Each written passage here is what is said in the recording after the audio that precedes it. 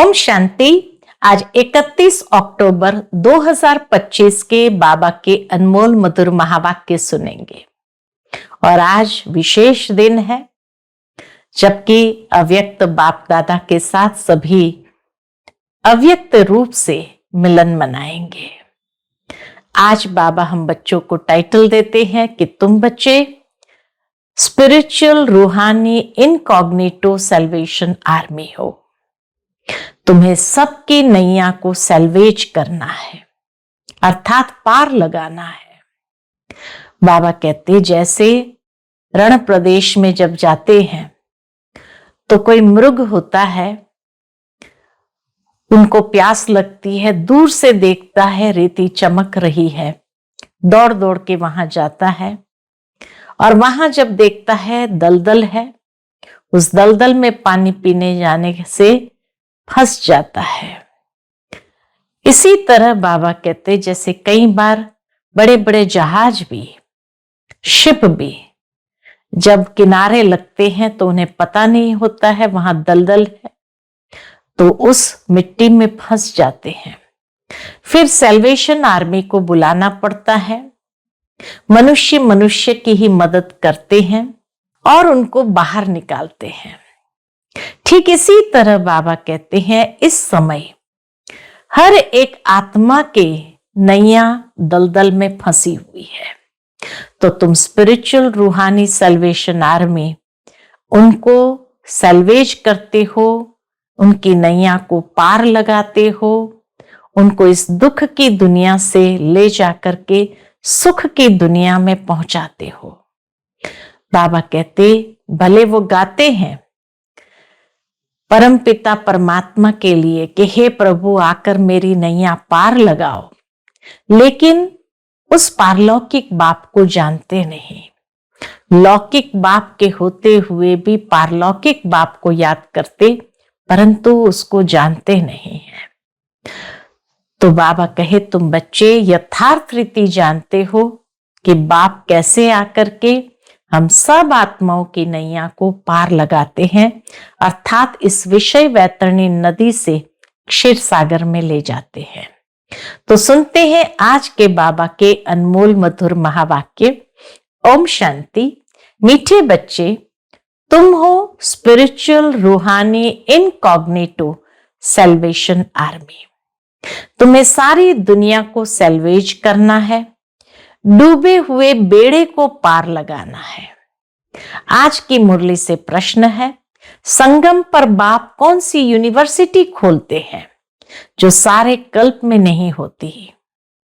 उत्तर है राजाई प्राप्त करने के लिए पढ़ने की गॉड फादरली यूनिवर्सिटी व कॉलेज संगम पर बाप ही खोलते हैं। ऐसी यूनिवर्सिटी सारे कल्प में नहीं होती। इस यूनिवर्सिटी में पढ़ाई पढ़कर तुम डबल सिरताज राजाओं का राजा बनते हो। ओम शांति। मीठे मीठे रूहानी बच्चों से पहले पहले बाबा पूछते हैं, यहां आकर जब बैठते हो तो अपने को आत्मा समझ बाप को याद करते हो? क्योंकि यहां तुमको कोई धंधा दोरी मित्र संबंधी आदि भी नहीं है। तुम यह विचार करके आते हो कि हम बेहद के बाप से मिलने जाते हैं। कौन कहते हैं? आत्मा शरीर द्वारा बोलती है। पारलौकिक बाप ने यह शरीर उधार पर लिया है, इनसे समझाते हैं। पारलौकिक बाप ने ब्रह्मा बाबा का शरीर उधार पर लिया है, इनसे समझाते हैं। यह एक ही बार होता है जो बेहद का बाप आकर सिखलाते हैं। क्या सिखलाते हैं? अपने को आत्मा समझ बाप को याद करने से तुम्हारा बेड़ा पार होगा। हर एक का बेड़ा डूबा हुआ है। जो जितना पुरुषार्थ करेंगे उतना बेड़ा पार होगा। गाते हैं ना, हे माँ जी बेड़ी मेरी पार लगाओ, यानी नैया मेरी पार लगाओ। वास्तव में हर एक को अपने पुरुषार्थ से पार जाना है। बाप आकर रास्ता बताते हैं, लेकिन पुरुषार्थ तो हमें खुद करना है।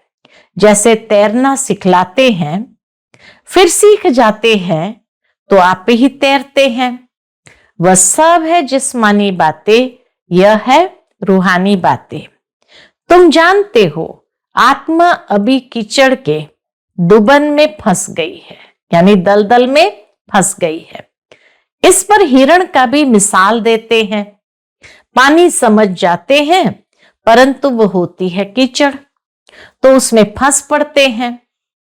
कभी कभी स्टीमर्स, मोटरें आदि भी कीचड़ में फंस पड़ती है, फिर उनको सैल्वेज करते हैं। वह सब है सैल्वेशन आर्मी। तुम हो रूहानी, तुम जानते हो सब माया के दुबन में बहुत फंसे हुए हैं। इनको माया का दुबन कहा जाता है। बाप आकर समझाते हैं, इनसे तुम कैसे निकल सकते हो, इस दुबन से कैसे निकल सकते हो। वह सैल्वेज करते हैं, उसमें मदद चाहिए आदमी को आदमी की। दुनिया में जब सैल्वेज करते हैं तो मदद चाहिए आदमी को आदमी की।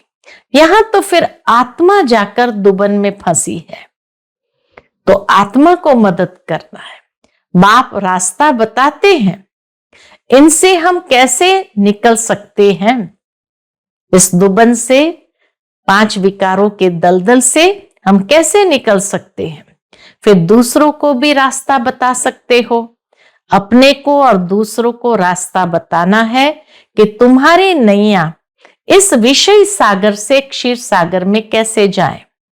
सतयुग को कहते क्षीर सागर अर्थात सुख का सागर, क्षीर सागर अर्थात सुख का सागर। यह है दुख का सागर। रावण दुख के सागर में डुबोते हैं, बाप आकर सुख के सागर में ले जाते हैं। तुमको रूहानी सैल्वेशन आर्मी कहा जाता है। तुम श्रीमत पर सबको रास्ता बताते हो, हर एक को समझाते हो। 2 बाप है, एक हद का, दूसरा बेहद का। लौकिक बाप होते हुए भी सब पारलौकिक बाप को याद करते हैं, परंतु उनको जानते बिल्कुल नहीं है। बाबा कोई ग्लानि नहीं करते हैं, परंतु ड्रामा का राज समझाते हैं कि कोई भी उसको जानते नहीं। यह भी समझाने के लिए ही कहते हैं कि इस समय सभी मनुष्य मात्र 5 विकारों रूपी दलदल में फंसे हुए आसुरी संप्रदाय है। दैवी संप्रदाय को आसुरी संप्रदाय जाकर नमन करते हैं। देवी देवताओं को, दैवी संप्रदाय वालों को आसुरी संप्रदाय वाले जाकर नमन करते हैं। क्यों करते हैं? क्योंकि वह संपूर्ण निर्विकारी है।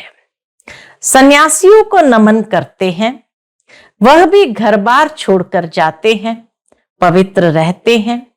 इन सन्यासियों और देवताओं में रात दिन का फर्क है। क्या फर्क है? ये भी गुह्य बात बाबा समझाते कि भले पवित्र दोनों हैं, सन्यासी भी पवित्र रहते हैं, लेकिन फिर भी देवताओं के कंपैरिजन में रात दिन का फर्क है। देवताओं का तो जन्म भी योग बल से होता है। इन बातों को कोई नहीं जानते। सब कहते हैं ईश्वर की गति मत न्यारी, ईश्वर का अंत नहीं पा सकते। सिर्फ ईश्वर व भगवान कहने से इतना लव नहीं आता है। सबसे अच्छा अक्षर है बाप। मनुष्य बेहद के बाप को नहीं जानते तो जैसे ऑर्फन है। मैगजीन में भी निकाला है, मनुष्य क्या कहते और भगवान क्या कहते हैं। बाप कोई गाली नहीं देते हैं, बच्चों को समझाते हैं, क्योंकि बाप तो सबको जानते हैं ना। समझाने लिए कहते हैं, इसमें आसुरी गुण है, आपस में लड़ते रहते हैं। यहां तो लड़ने की दरकार नहीं है। वह है कौरव अर्थात आसुरी संप्रदाय, यह है दैवी संप्रदाय।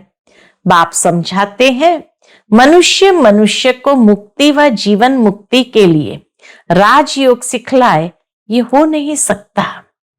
इस समय बाप ही तुम आत्माओं को सिखला रहे हैं। देह अभिमान, देही अभिमानी में फर्क देखो कितना है। देह अभिमान, देही अभिमानी में फर्क देखो कितना है। देह अभिमान से तुम गिरते आए हो। बाप एक ही बार आकर तुमको देही अभिमानी बनाते हैं। ऐसे नहीं, तुम सतयुग में देह से संबंध नहीं रखेंगे। वहां यह ज्ञान नहीं रहता कि मैं आत्मा परमपिता परमात्मा की संतान हूं। यह ज्ञान अभी ही तुमको मिलता है, जो प्राय लोप हो जाता है। तुम ही श्रीमत पर चल प्रारब्ध पाते हो। इसलिए वर्तमान में जो पुरुषार्थ किया उसी की प्रारब्ध को भविष्य में पाते हैं। बाप आते ही है राजयोग सिखलाने। ऐसी पढ़ाई और कोई होती नहीं। डबल सिरताज राजाएं सतयुग में होते हैं। फिर सिंगल ताज वालों की राजाई भी है। द्वापर से सिंगल ताज वालों की राजाई भी है। अभी वह राजाई नहीं रही है। कलयुग अंत में तो सिंगल ताज वालों की भी राजाई नहीं रही है। प्रजा का प्रजा पर राज्य है। तुम जानते हो, अभी राजाई के लिए पढ़ते हो। इसको गॉड फादरली यूनिवर्सिटी कहा जाता है। तुम्हारा नाम भी लिखा हुआ है। वो लोग भल नाम रखते हैं गीता पाठशाला। पढ़ाते कौन है? तो क्या कहते, श्री कृष्ण भगवान वाच कह देंगे। अब श्री कृष्ण तो पढ़ा न सके। श्री कृष्ण तो खुद पाठशाला में पढ़ने जाते हैं। प्रिंस प्रिंसेस जैसे स्कूल में जाते हैं, वहां की भाषा ही दूसरी है। ऐसी भी नहीं कि संस्कृत में गीता गाई है। यहां तो अनेक भाषाएं हैं। जो जैसा राजा होता है वह अपनी भाषा चलाते हैं। संस्कृत भाषा कोई राजाओं की नहीं है। बाबा कोई संस्कृत नहीं सिखलाते हैं। बाप तो राजयोग सिखलाते हैं सतयुग के लिए। बाप कहते काम महाशत्रु है, इन पर जीत पहनो। प्रतिज्ञा कराते हैं। यहां जो भी आते हैं उनसे प्रतिज्ञा कराई जाती है। काम पर जीत पाने से तुम जगत जीत बनेंगे। यह है मुख्य विकार। यह हिंसा द्वापर से चली आती है, जिससे वाम मार्ग शुरू हुआ। काम विकार से ही विकृत मार्ग आरंभ हुआ। देवताएं कैसे वाम मार्ग में जाते हैं? उनका भी मंदिर है। वहां बहुत अच्छे चित्र बनाए हैं। बाकी वाम मार्ग में कब गए उसकी तिथि तारीख तो है नहीं। सिद्ध होता है काम चिता पर बैठने से काले बनते हैं। बाबा कहते ये जरूर सिद्ध होता है काम चिता पर बैठने से काले बनते हैं, परंतु नाम रूप तो बदल जाता है ना। काम चिता पर चढ़ने से आयरन एजेड बन जाते हैं। काम चिता पर चढ़ने से आयरन एजेड बन पड़ते हैं। अभी तो 5 तत्व भी तमो प्रधान है ना, इसलिए शरीर भी ऐसा तमो प्रधान बनते हैं। जन्म से ही कोई कैसे हो पड़ते हैं। वहां तो एकदम सुंदर शरीर होते हैं। सतयुग में तो एकदम सुंदर शरीर होते हैं। अभी तमो प्रधान होने के कारण शरीर भी ऐसे है। मनुष्य ईश्वर प्रभु आदि भिन्न भिन्न नामों से याद करते हैं, परंतु उन विचारों को पता ही नहीं है। आत्मा अपने बाप को याद करती है, हे बाबा आकर शांति दो। ये आत्मा कहती है अपने बाप को। यहां तो कर्मेंद्रिय से पाठ बजा रहे हैं तो शांति कैसे मिलेगी? जब बच्चे बाबा को कहते हैं बाबा आकर शांति दो, तो बाबा कहते यहां तो कर्मेंद्रिय से पाठ बजा रहे हो तो शांति कैसे मिलेगी? विश्व में शांति थी जब इन लक्ष्मी नारायण का राज्य था, परंतु लाखों वर्ष कल्प की आयु कह दी है तो मनुष्य बेचारे कैसे समझेंगे। जब इनका यानी देवताओं का राज्य था तो एक राज्य एक धर्म था, और कोई खंड में ऐसे नहीं कहते हैं एक धर्म एक राज्य हो।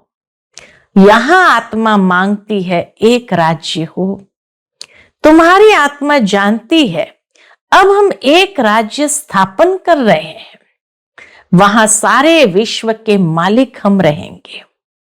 बाप हमको सब कुछ दे देते हैं, कोई भी हमसे राजाई छीन नहीं सकते।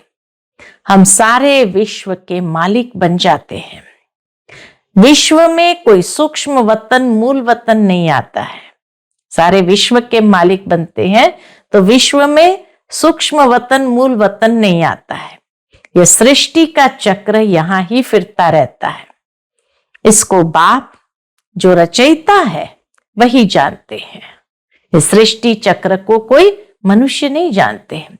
ऐसे नहीं कि रचना रचते हैं, बाप आते ही है संगम पर, पुरानी दुनिया से नई बनाने। दूर देश से बाबा आया हुआ है। तुम जानते हो नई दुनिया हमारे लिए बन रही है। बाबा हम आत्माओं का श्रृंगार कर रहे हैं। उनके साथ फिर शरीरों का भी श्रृंगार हो जाएगा। बाबा आकर आत्माओं का श्रृंगार करते और फिर उसके साथ भविष्य में शरीरों का भी श्रृंगार हो जाएगा। आत्मा पवित्र होने से फिर शरीर भी सतो प्रधान मिलेंगे। सतो प्रधान तत्वों से शरीर बनेंगे। इन्हों का सतो प्रधान शरीर है ना, किसका? लक्ष्मी नारायण का सतो प्रधान शरीर है ना, इसलिए नेचुरल ब्यूटी रहती है। गाया भी जाता है, रिलीजन इज माइट। अब माइट मिली कहां से? रिलीजन को भी माइट मिली कहां से? एक ही देवी देवताओं का रिलीजन है जिससे माइट मिलती है। यह देवताएं ही सारे विश्व के मालिक बनते हैं और कोई विश्व के मालिक नहीं बनते हैं। तुमको कितनी माइट मिलती है, लिखा हुआ भी है। आदि सनातन देवी देवता धर्म की स्थापना शिव बाबा ब्रह्मा द्वारा करते हैं। यह बातें दुनिया में कोई जानते थोड़ी है। बाप कहते मैं ब्राह्मण कुल स्थापन करता हूं, फिर उन्हों को सूर्यवंशी डिनाइस्टी में ले आता हूं। जो अच्छी रीति पढ़ते हैं वह पास हो सूर्यवंशी में आते हैं। है सारे ज्ञान की बात। उन्होंने फिर स्थूल बाण हथियार आदि दिखाए हैं। बाण चलाना भी सीखते हैं। छोटे बच्चों को भी बंदूक चलाना सिखाते हैं। तुम्हारा फिर है योग बाण, यह है हमारा योग बाण। बाप कहते माम एकम याद करेंगे तो तुम्हारे विकर्म विनाश होंगे। हिंसा की कोई बात नहीं है। तुम्हारी पढ़ाई भी है गुप्त। तुम हो स्पिरिचुअल रूहानी सेल्वेशन आर्मी। ये कोई को मालूम नहीं है कि रूहानी आर्मी कैसी होती है। बाबा कहते दुनिया में कोई नहीं जानते रूहानी आर्मी कैसे होती है। तुम हो इनकॉग्निटो यानी गुप्त, इनकॉग्निटो स्पिरिचुअल रूहानी सेल्वेशन आर्मी। गुप्त आध्यात्मिक रूहानी सेल्वेशन आर्मी अर्थात सबको सेल्वेज करने वाली सेना। सारी दुनिया को तुम सेल्वेज करते हो। सबका बेड़ा डूबा हुआ है। सेल्वेज करना अर्थात बचाना। बाकी सोने की लंका कोई है नहीं। ऐसे नहीं कि सोने द्वारका नीचे चली गई है, वह निकल आएगी, नहीं। द्वारिका में भी इनका राज्य था परंतु सतयुग में था। द्वारिका में भी इनका राज्य था परंतु सतयुग में था, क्योंकि उस समय लक्ष्मी नारायण विश्व महाराजन है। तो जरूर द्वारिका में भी उनका राज्य कहेंगे, लेकिन वह सतयुग में था। सतयुगी राजाओं की ड्रेस ही अलग होती है, त्रेता की अलग होती है। भिन्न भिन्न ड्रेस, भिन्न भिन्न रस्म रिवाज होती है। हर एक राजा की रस्म रिवाज अपनी अपनी। सतयुग का तो नाम लेते ही दिल खुश हो जाता है। कहते ही है स्वर्ग, पैराडाइज, परंतु मनुष्य कुछ भी जानते नहीं है। मुख्य तो है ये दिलवाड़ा मंदिर, मुख्य तो ये यादगार दिलवाड़ा मंदिर हूबहू तुम्हारा यादगार है। मॉडल्स तो हमेशा छोटा बनाते हैं ना, ये बिल्कुल एक्यूरेट मॉडल्स है। शिव बाबा भी है, आदि देव भी है, ऊपर में वैकुंठ दिखाया है। शिव बाबा होगा तो जरूर रथ भी होगा, आदि देव बैठा है। यह भी किसको पता नहीं है कि आदि देव शिव बाबा का रथ है। ये शिव बाबा का रथ है। महावीर ही राजाई प्राप्त करते हैं। आत्मा में ताकत कैसे आती है यह भी तुम अभी समझते हो। कैसे आती है आत्मा में ताकत? बाबा कहे घड़ी घड़ी अपने को आत्मा समझो। हम आत्मा सतो प्रधान थी तो पवित्र थी। शांति धाम सुख धाम में जरूर पवित्र ही रहेंगे। अब बुद्धि में आता है कितनी सहज बात है। भारत सतयुग में पवित्र था, वहां अपवित्र आत्मा रह न सके। इतनी सब पतित आत्माएं ऊपर कैसे जाएंगी? जरूर पवित्र बनकर ही जाएंगी। आग लगती है फिर सभी आत्माएं चली जाएगी, बाकी शरीर रह जाते हैं। ये सब निशानियां भी है। होलिका का अर्थ कोई समझते थोड़ी है। सारी दुनिया इसमें स्वाहा होनी है। ये ज्ञान यज्ञ है। इस ज्ञान यज्ञ में सारी पुरानी दुनिया स्वाहा होनी है। ज्ञान अक्षर निकाल, बाकी रुद्र यज्ञ कह देते हैं। वास्तव में यह है रुद्र ज्ञान यज्ञ। तो ज्ञान अक्षर बीच में से निकाल करके खाली रुद्र यज्ञ कह देते। ये ब्राह्मणों द्वारा ही रचा जाता है। सच्चे सच्चे ब्राह्मण तुम हो। प्रजापिता ब्रह्मा की तो सब औलाद है ना। ब्रह्मा द्वारा ही मनुष्य सृष्टि रची जाती है। ब्रह्मा को ही ग्रेट ग्रेट ग्रैंडफादर कहा जाता है। इनका सीजरा होता है ना। जैसे अलग अलग बिरादरी का सीजरा रखते हैं, तुम्हारी बुद्धि में है कि मूल वतन में है आत्माओं का सीजरा। कायदे मुजब मूल वतन में जो आत्माओं का सीजरा है वो भी कायदे मुजब शिव बाबा, फिर ब्रह्मा विष्णु शंकर, फिर लक्ष्मी नारायण आदि, ये सब है मनुष्य के सीजरे। ये सब है मनुष्य के सीजरे। अच्छा, मीठे मीठे सिकिलदे बच्चों प्रति माता पिता बाप दादा का याद प्यार और गुड मॉर्निंग। रूहानी बाप की रूहानी बच्चों को नमस्ते। हम सब रूहानी बच्चों की रूहानी माता पिता बाप दादा को याद प्यार, गुड मॉर्निंग और नमस्ते। नमस्ते, शुक्रिया बाबा, शुक्रिया। आज की मुरली से धारणा के लिए मुख्य सार है। पहली पॉइंट, रूहानी सेल्वेशन आर्मी बन स्वयं को और सर्व को सही रास्ता बताना है।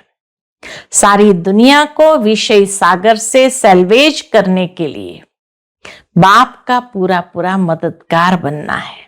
सेल्वेज करना यानी बचाना। दूसरी पॉइंट, ज्ञान योग से पवित्र बन आत्मा का श्रृंगार करना है, शरीरों का नहीं। आत्मा के पवित्र बनने से शरीर का श्रृंगार स्वतः हो जाएगा। आज का बाप दादा का मधुर वरदान हम बच्चों के प्रति है, किनारा करने के बजाय हर पल बाप का सहारा अनुभव करने वाले निश्चय बुद्धि विजयी भव।